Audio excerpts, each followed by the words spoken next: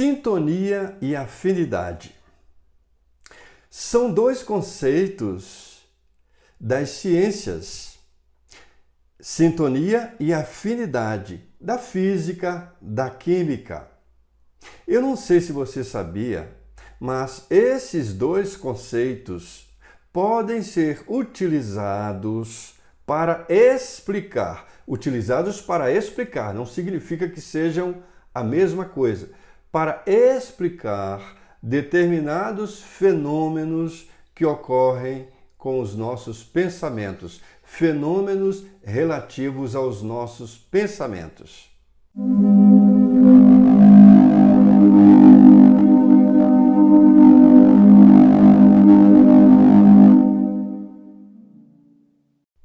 Olá, eu sou o Clóvis Lima e este é um canal que aborda questões da vida com base nos ensinos de Jesus à luz da doutrina espírita. Nós estamos abordando o tema o pensamento e este já é o quarto vídeo a respeito deste tema. No vídeo anterior, nós abordamos a mente. Nós vimos que a mente pode ser comparada, e esse é um conceito explicado por Emmanuel, comparada a um vasto escritório composto por diversos departamentos, dentre eles o departamento do desejo, o departamento da inteligência, o departamento da imaginação, o departamento da memória e outros departamentos que têm a função, todos eles, de investimentos, e trabalha em função dos investimentos da alma. Acima de todos esses departamentos está o gabinete, a gerência da vontade.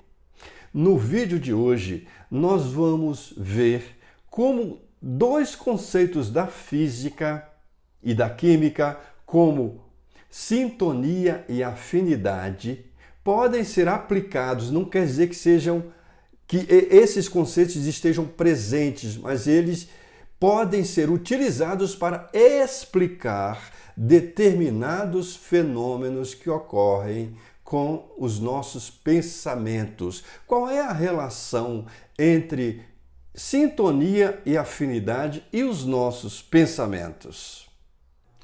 Para falar de conceitos complexos como o pensamento, nós precisamos utilizar recursos, artifícios para poder explicar. Um desses artifícios é a analogia. Analogia ou comparação. Jesus utilizava parábolas. Um dos significados da palavra parábola é justamente este, comparação. Jesus utilizava parábolas nos seus ensinamentos para facilitar a compreensão deles. É o que nós vamos fazer com relação ao pensamento, determinados fenômenos que ocorrem com os nossos pensamentos. Vamos utilizar dois conceitos das ciências acadêmicas, que são sintonia e afinidade. Veja bem, repetindo, não se trata de identidade, e sim de comparação, de analogias. Por exemplo, o pensamento é idioma universal. O pensamento é idioma universal. E cada um de nós é um centro de irradiação de pensamentos. Olha a palavra irradiação. Cada um de nós é um centro de irradiação de pensamentos. O pensamento se irradia. Cada um de nós é um núcleo de irradiação. Esses pensamentos se entrecruzam e não se confundem, como acontece com as ondas eletromagnéticas, como acontece, como comparação, como as ondas eletromagnéticas. O benfeitor espiritual Emmanuel, o coordenador das atividades mediúnicas de Francisco Cândido Xavier, nos traz valiosa contribuição com relação ao pensamento, ao campo do pensamento.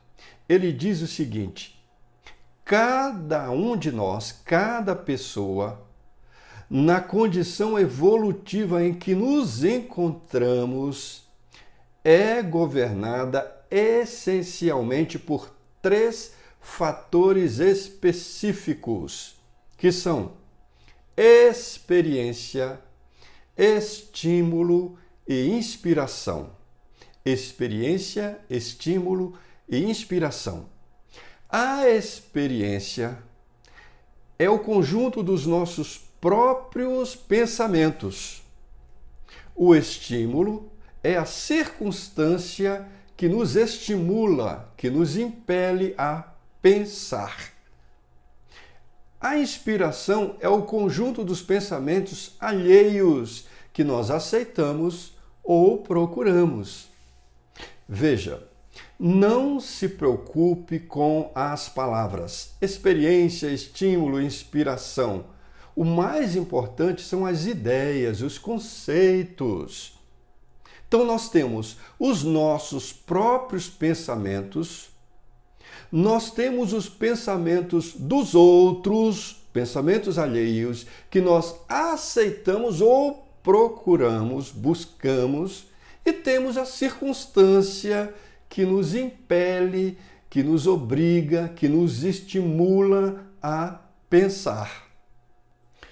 Diariamente e mecanicamente, todos nós entramos no campo das necessidades do corpo físico, pensando na alimentação, pensando na higiene, mas também entramos no campo das exigências ou necessidades espirituais, exigências espirituais. Um livro, um filme, uma página, uma diversão ou qualquer acontecimento pequeno que seja, tudo isso pode funcionar como uma tomada de ligação para determinado interesse ou assunto. Acontece que esse interesse ou assunto sempre vai coincidir com o mesmo interesse ou assunto de outras pessoas encarnadas ou desencarnadas, encarnadas ou desencarnadas. O mesmo interesse ou o mesmo assunto. Ou seja, ocorre aí o que chamamos de sintonia por afinidade de interesse ou assunto. Sintonia ou afinidade. Sintonia por afinidade de interesse ou assunto. Como se vê, trata-se de uma lei natural. Geralmente, a pessoa que ainda não traçou um caminho de sublimação moral para si mesma se parece com aquele viajante entregue ao mar, ao sabor das ondas. Receberá vários apelos das mentes encarnadas ou desencarnadas que se afinam com ela, tentando influenciá-la pelo pensamento. É verdade. Agora, a pessoa que busca o Cristo sabe muito bem em que altura brilha o pensamento do Senhor.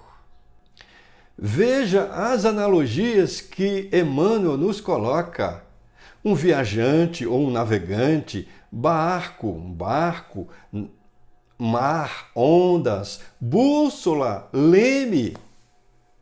Então, com a bússola do Evangelho, todos nós sabemos perfeitamente onde se encontra o bem e onde se encontra o mal.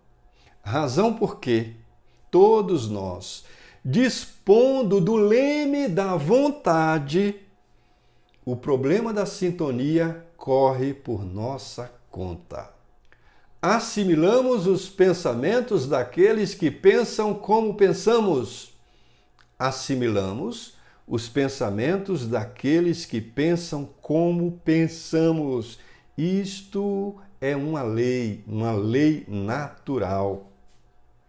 Sentindo, imaginando, idealizando, raciocinando, falando, agindo, entramos em sintonia com os seres encarnados ou desencarnados que sentem, imaginam, idealizam, raciocinam, falam e agem como nós.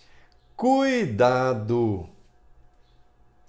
Pensamentos de mágoa, ciúme, crítica, reclamação, queixa, pessimismo entram em sintonia com pensamentos do mesmo teor. E nós sabemos que a união faz a força. É um dito popular. A união faz a força. Então, vamos unir os nossos pensamentos em torno do amor e não do ódio, do bem e não do mal. No próximo vídeo, nós vamos dar continuidade e vamos falar sobre a influência dos pensamentos dos outros em nossos pensamentos e em nossos atos. Muito obrigado, Deus nos abençoe e até a próxima.